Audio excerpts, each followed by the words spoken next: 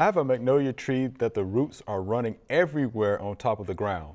Would pine needles be a good mulch under a magnolia tree, or should I stick with regular mulch? The tree is probably 50 plus years old, and this is from David from Paragould, Arkansas. Oh. So, would pine needles be a good mulch under this magnolia tree that has the surface roots? Actually, I think it would. Oh. Pine needles are not a tight mulch. I mean, they'll eventually, it takes a while. Right.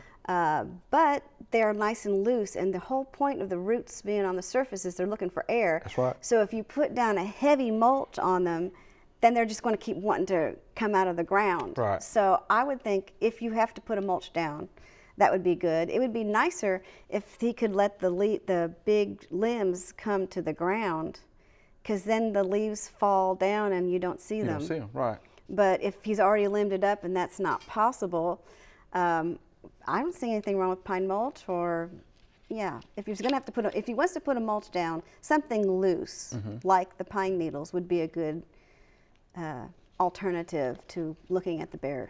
I would agree with that. Pine needles are porous, right? It allows for space. Yeah. Anything else would smother, would Yeah. be too heavy and smother those roots. And you're right, the roots are looking for air.